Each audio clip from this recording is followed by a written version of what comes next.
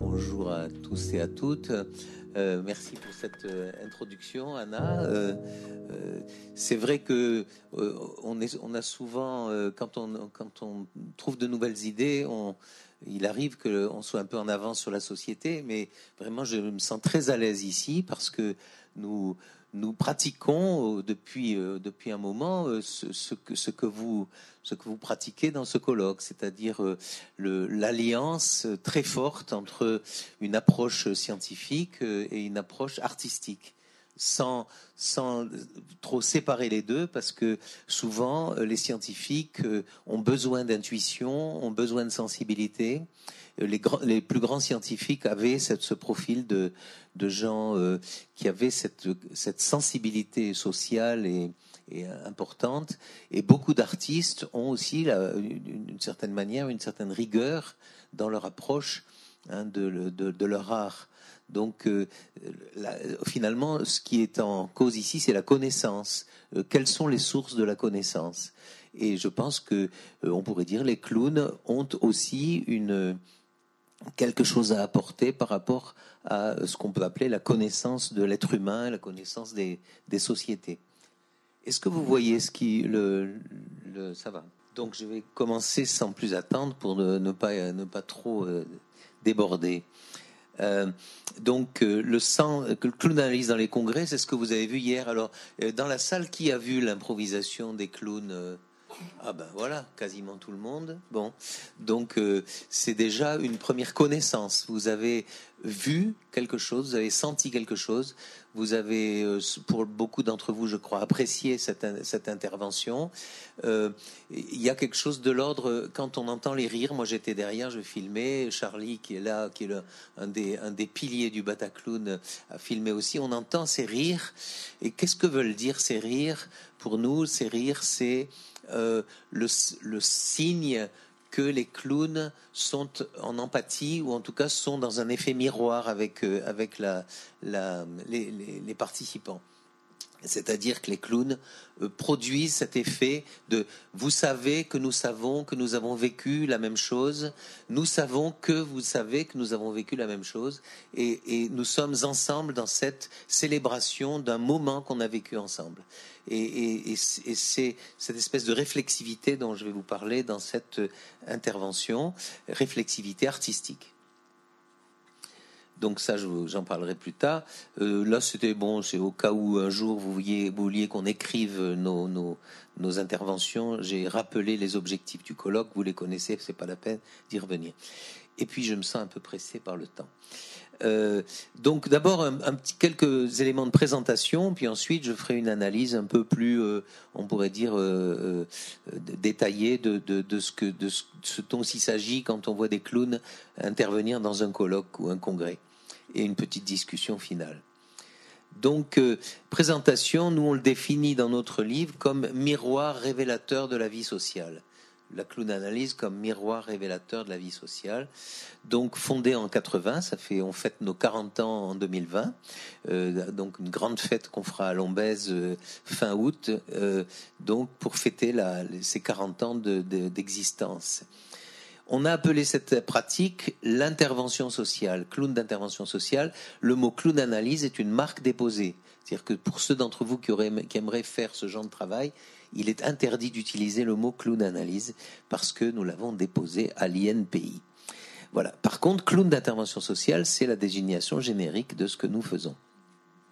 C'est du théâtre improvisé, comme vous l'avez vu hier. C'est improvisé, on ne sait pas ce qui va se passer, on ne sait pas ce qu'on va faire, ce qu'on va dire dans la seconde qui suit. Et c'est ça qui donne ce côté vivant à cette pratique. Il s'agit d'une intervention dans des lieux privés ou semi-privés ou semi-publics. Ça peut être des milieux familiaux et professionnels, des milieux de soins, des commerces, des galeries, partout où les humains se réunissent pour être ensemble. En fait, c'est une définition extrêmement large de la société. Par rapport au privé, on pourrait dire la famille, c'est un lieu privé, mais même dans la famille, on pourrait très bien imaginer des clowns qui interviennent dans les anniversaires ou les mariages. Pourquoi ? Pourquoi ? Parce que il y a une porosité entre la sphère privée et la sphère publique. Les clowns peuvent très bien y avoir leur place. Les lieux publics, le théâtre parodique de rue, les institutions sociales et professionnelles, colloques, congrès, séminaires, et il donne son regard humoristique et subversif du clown sur les enjeux sociaux, en se disant le rire a souvent une valeur subversive. Pas toujours, pas toujours. Il y a aussi des rires qui ont une valeur destructive. Mais nous, on part de l'idée que le rire a cette valeur d'humour, de rire de soi-même. Et hier, on l'a bien vu avec les clowns, vous, congressistes, qui êtes dans ce congrès, quel congrès voulons-nous, vous êtes prêts à rire de vous-même. Ce serait impossible de jouer devant des gens qui ne sont pas prêts à rire d'eux-mêmes. Il y en a peut-être, mais enfin, on disait qu'un jour, si on intervient par exemple au congrès du Parti communiste soviétique, mais il n'existe plus, ou si on pouvait intervenir par exemple dans certains milieux extrêmement normés, peut-être que ça voudrait dire qu'on a gagné la partie, mais bon, on a encore, je pense, beaucoup de travail à faire. Non, on s'appelle donc les nouveaux fous du roi. Quelques éléments, là, vous voyez, sur les fondateurs. Vous avez Jean-Bernard Bonange et moi-même là-haut. Charles qui nous a filmé hier et qui filme aujourd'hui, donc qui est un des piliers du Bataclown. Marie-Christine Rosier, que vous voyez en bas à droite, qui a joué hier soir. Et les trois cofondateurs, Jean-Bernard, Anne-Marie et moi-même, donc en 80. Voilà, ça c'est un peu pour faire un peu de pub sur nos publications. Donc, on dit aujourd'hui que ce travail, c'est devenu un métier. C'est un métier qui a été reconnu par le registre national des certifications professionnelles. Donc, c'est devenu un métier sérieux. Et c'est quand même assez incroyable. Si on m'avait dit ça il y a 40 ans, qu'un jour, l'État reconnaîtrait ce métier avec un diplôme, j'aurais dit, bon, c'est un peu de la blague. Mais voilà, on est bien obligé de constater qu'on a répondu à une forme de besoin social. C'est-à-dire, ce qui était une blague il y a 40 ans est devenu aujourd'hui un métier. Les clownistes du Bataclown donc font partie de cet environnement, mais vous voyez qu'on a repéré, nous, 81 compagnies qui font pas forcément, évidemment, la même chose que nous. Nous, on est dans les congrès, les colloques, c'est un peu notre spécialité, mais il y a plein de gens qui font le clown dans les mariages, les départs à la retraite, les visites d'exposition. Il y a énormément maintenant de propositions de ce type-là. Donc, je dis ça pour bien baliser les choses.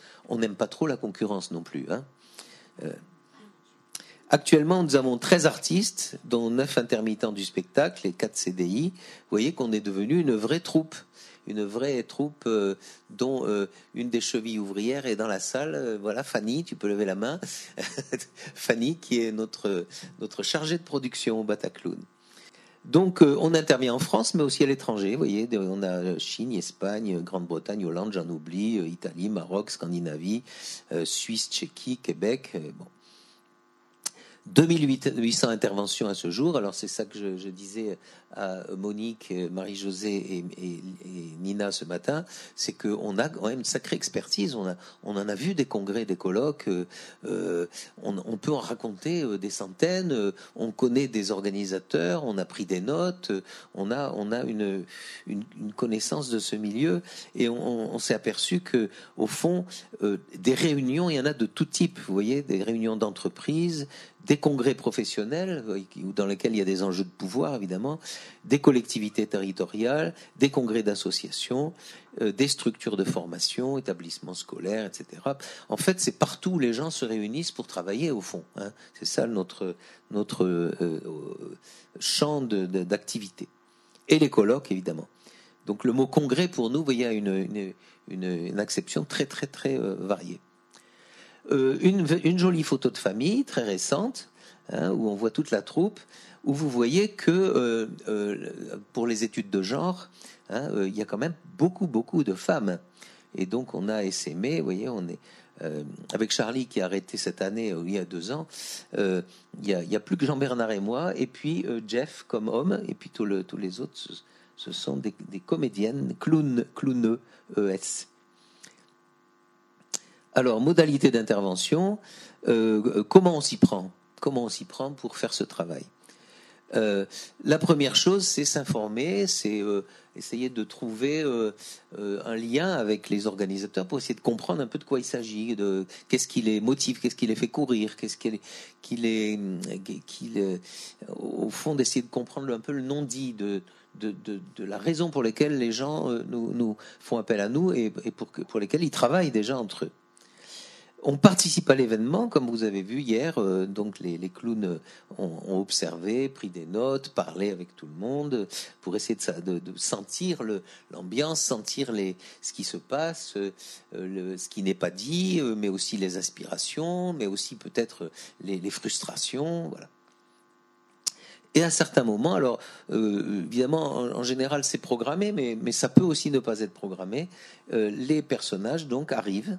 Ce sont des personnages de clowns qui créent une scène improvisée in situ, donc qui n'est pas écrite et qui se veut être une création artistique.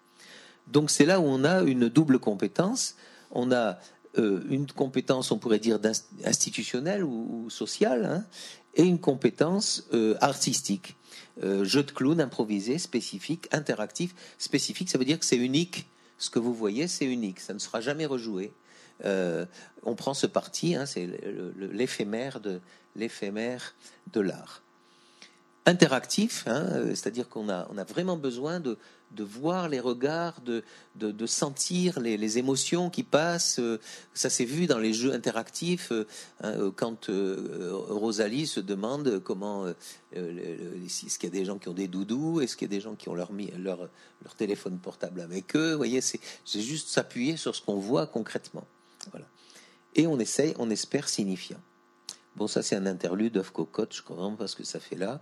Crème, filet mignon, meringue, la glace aux fruits. Je pense que c'était le menu, oui, peut-être de dimanche dernier. C'est peut-être pas le menu d'aujourd'hui, non? Non. Bon, quelques photos, vous voyez, là en haut à gauche, on a une photo de Pissenlit, de Sergent Bernard Bonange et Rosalie face à un congrès de la FNAREN. Donc vous voyez, on peut avoir des salles de 5, 600, 800, on est allé jusqu'à 3000 personnes, hein, dans certains congrès, et ça peut descendre jusqu'à une dizaine. Puis si c'est un conseil d'administration d'une entreprise, ça peut être tout petit. Alors, un exemple, puisque je sens que vous avez envie d'avoir... Vous en avez vu un exemple hier, mais je vais vous commenter un peu plus, de manière un peu plus fine, les choses. Un syndicat ouvrier, enfin qu'on appelait ouvrier traditionnellement, donc en 2012, 800 délégués réunis à la salle de la Mutualité, et je vais vous parler de la matinée du 27 novembre. Le syndicat présente à ses militants les résultats d'un audit sur ses structures et son fonctionnement. Alors, les syndicats, c'est des grosses machines énormes. Il y a des milliers, des dizaines de milliers, certains centaines de milliers d'adhérents. Hein. C'est quand même assez gros. Et donc, ça veut dire qu'il y a des structurations verticales en sections, en syndicats, en branches, avec des élections pour chaque fédération, etc. Hein, des délégués, des réunions, des votes, toute une organisation complexe. Et une organisation horizontale en union régionale interprofessionnelle, union régionale intersyndicale, donc entre syndicats, mais dans la même région, etc., etc. C'est une énorme machine qui marche pas, en fait, qui marche mal, en tout cas. Et donc l'audit explique pourquoi ça marche pas, hein, les liens, etc. Donc on sent, nous, clown analystes, on sent un mécontentement voilé des militants, des oppositions entre élus, des informations qui passent pas, etc. Donc débat houleux dans la salle. Alors, qu'est-ce qu'on a comme matériaux? On a tout ce qu'on a entendu, hein, sur les structures. Sur la scène, on voit un enchevêtrement de cubes, c'est la scénographie du congrès, donc c'est sans doute un artiste qui a dû faire cette scénographie que vous allez voir dans un moment, et donc c'est des cubes imbriqués les uns dans les autres.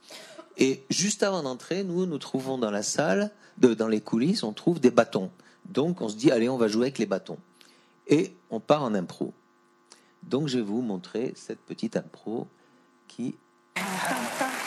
Vous voyez bien ?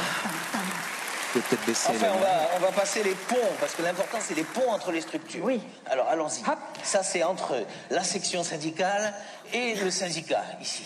Oui, Hein? oui. C'est ça. Maintenant, ça va être entre l'URI.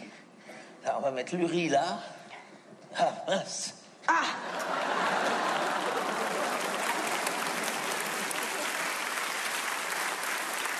Ah, Lily, il y a un problème. Alors attends, on peut pas faire bouger la... Il faudrait bouger les structures, mais...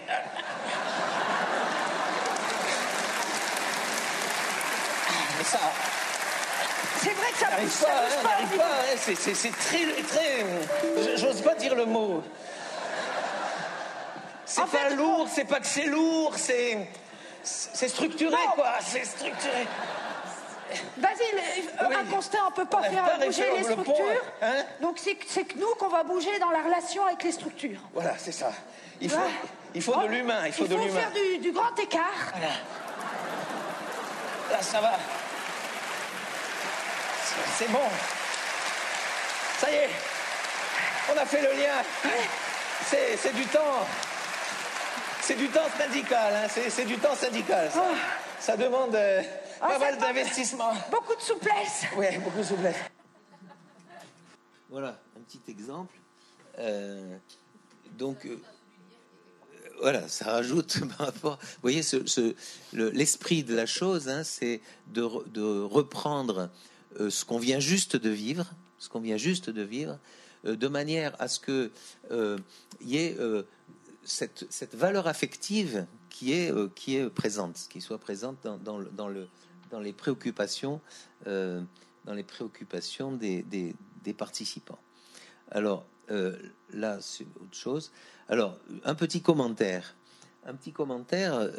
c'est que en fait, pourquoi ça marche tellement bien? C'est parce que c'est un besoin, on pourrait dire, anthropologique de l'humain.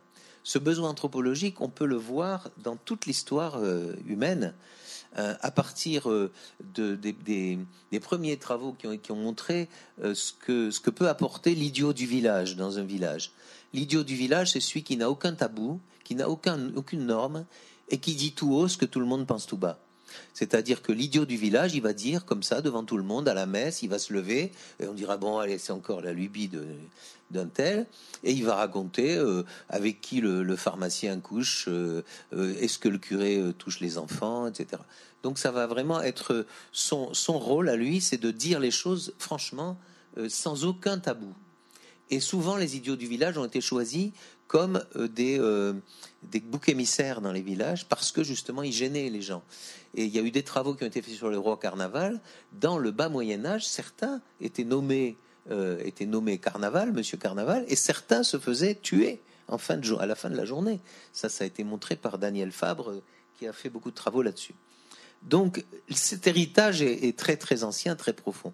La cour des miracles et les bouffons, la cour des miracles qui est racontée par Victor Hugo, où les bourgeois parisiens n'osaient pas aller, parce qu'on pouvait se faire étriper. Mais en même temps, Maurice Levert nous raconte que c'est là que les rois choisissaient leurs bouffons.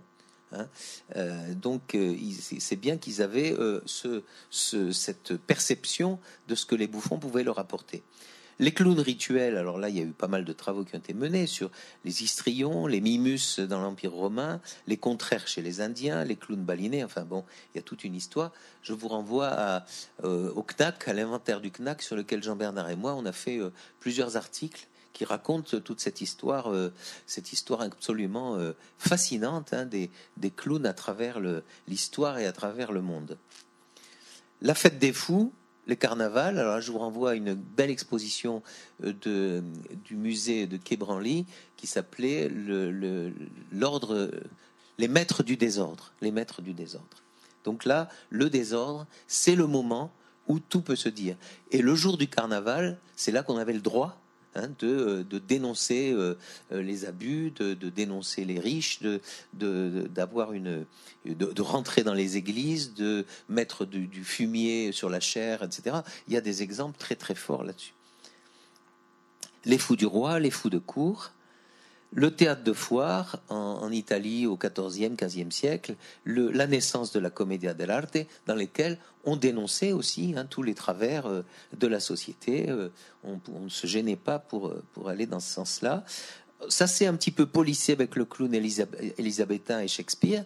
Dans les tragédies de Shakespeare, vous avez des personnages comme Falstaff qui sont vraiment des personnages de fous du roi, qui interpellent les grands de ce monde. Le cirque et Napoléon fait partie de l'histoire. Pourquoi j'associe le cirque et Napoléon? C'est parce que Napoléon a interdit le théâtre tout au long du 19e siècle. En 1906, il y a eu un décret interdisant le théâtre si on ne déposait pas le texte à la commission de la censure. Alors pourquoi c'est important? C'est parce qu'à cette époque-là, le théâtre était principalement verbal. Et ça a donné naissance aux mimes, ça a donné naissance aux excentriques, ça a donné naissance à des clowns qui ne parlaient pas, mais qui n'en pensaient pas moins et qui dénonçaient les travers sociaux, mais on pouvait rien leur... Ils étaient pas hors la loi. Pourquoi? Parce que ils n'avaient pas de texte. Donc, ils n'étaient pas obligés de déposer leur texte. Et le mime vient de là. Quand il y a eu pas mal de chercheurs, dont une chercheuse anglaise, qui a montré que c'est dans les périodes les plus répressives que naissent des innovations artistiques importantes, parce qu'il faut contourner le système. Par exemple, le théâtre chinois des ombres chinoises, les ombres chinoises, c'est une manière de dénoncer sans qu'on puisse rien vous dire. Et on arrive au clown contemporain, donc qui a été relancé par Jacques Lecoq en 1954 et qui a été intégré dans son école en 1956 et qui qui propose un renouvellement de ce personnage du clown, qui était avant un clown de cirque et qui est devenu un clown qui a droit de cité un peu partout dans la société.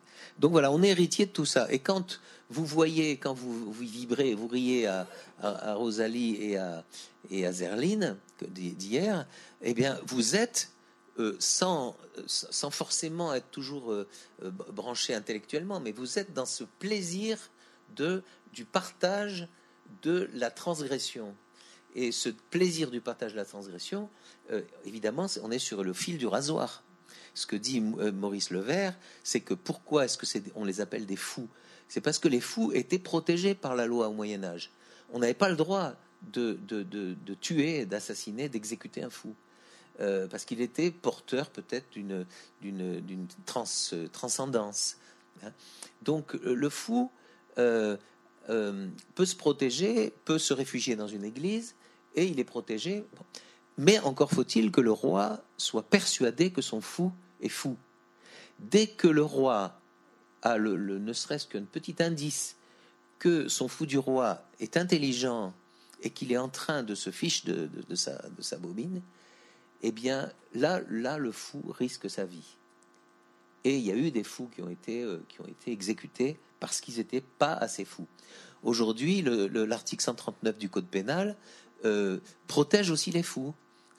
Et on est dans cette je m'exprime, je devrais dire personne peut-être porteuse de handicap psychique. Bon. Juste ajouter quelque chose, qu'à la fois on est dans la transgression, mais on est aussi dans la production de connaissances, parce que hier, justement, moi je pensais à l'intermédialité qui est votre Je crois que disons que l'incarnation de l'intermédialité qu'elle fait, même si c'est parodique, ça fait beaucoup réfléchir aussi au concept même qu'on a l'habitude d'utiliser. Il y a aussi production de savoir et c'est vraiment de la recherche aussi. Oui.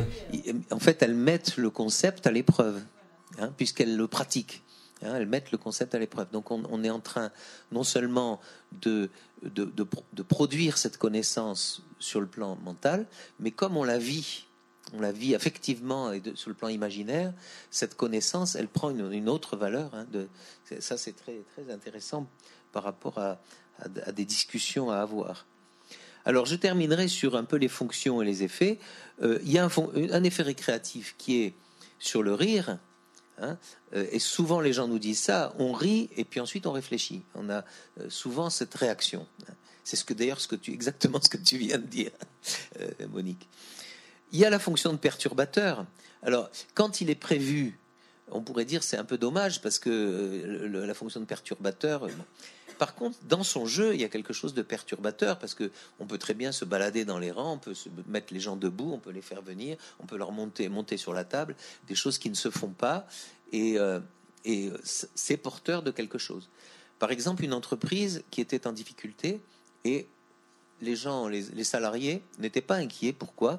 Parce que le fondateur, c'est une entreprise mutualiste, le fondateur qui faisait des voyages au Burkina Faso, qui s'appelait Point Mulhouse, le fondateur était très créatif, donc on disait, il va nous tirer de là, il a toujours des idées derrière la tête. Et nous, les clowns, on est allés regarder derrière sa tête, voir s'il avait des idées, concrètement. Et évidemment, derrière la tête, il n'y avait pas d'idées.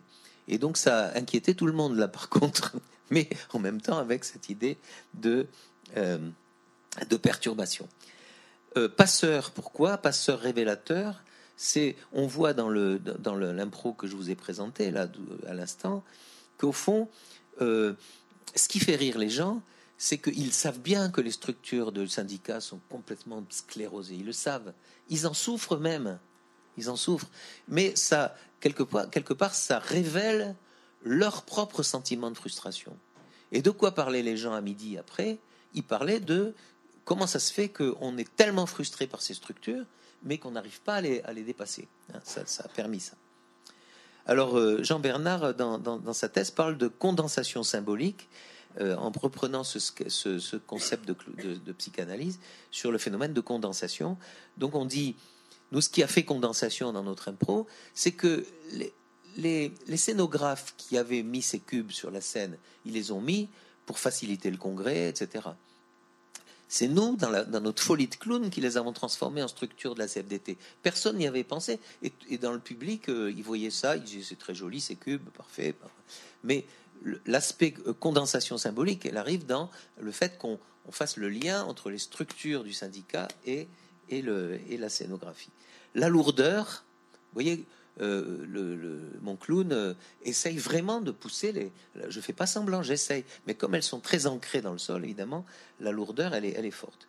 Et la souplesse de l'humain, quand même, vous voyez que Lily, ma comparse, hein, elle fait des efforts pour vraiment faire ce lien. Voilà, c'est fini. Alors donc tout ça j'avais à vous le dire, mais vous le lirez dans nos écrits, hein. C'est pas grave. Je termine quand même sur une diapo que j'ai envie de vous montrer, c'est que, en termes de conclusion, c'est que on se pose la question, à quelles conditions l'art peut-il avoir un effet positif sur le cours des choses ? Et en faisant une étude un petit peu littéraire, hein, du théâtre et du roman, je pose l'idée que l'artiste peut être pris entre deux feux, entre la comédie réaliste, c'est la comédie de boulevard, qui décrit, mais qui ne veut pas changer. Au contraire, on célèbre les choses telles qu'elles sont dans la comédie de boulevard, comédie réaliste. Mais il y a aussi la tragédie militante. Qu'est-ce que j'appelle la tragédie militante ? C'est dénoncer sans pouvoir agir, sans avoir de prise sur la réalité. Donc je suis dans mon petit milieu, puis je dénonce, je crie, je critique, je me plains, mais je ne transforme rien. Et j'ai un peu la prétention de penser que le clown d'intervention sociale crée du drame social, c'est-à-dire le drama de drama agir. C'est-à-dire que son action donne envie d'agir. Il ne s'agit pas seulement... Voilà. Et je termine en me référant à Ariane Mnouchkine, qui dans un de ses interviews dit « L'artiste ne se contente pas de dénoncer la réalité. Il préfère l'éclairer d'un jour nouveau. » C'est-à-dire que cet éclairage de la réalité transforme la réalité. Et c'est ce qu'on voit dans les interventions sociales de tout style, pas seulement clown. Hein, c'est que le simple fait de jouer transforme. Et on le sait aussi dans la croissance de l'enfant. Le fait de jouer permet à l'enfant de grandir. Eh bien, pour une société, le fait d'oser jouer aide la société à se transformer. Voilà.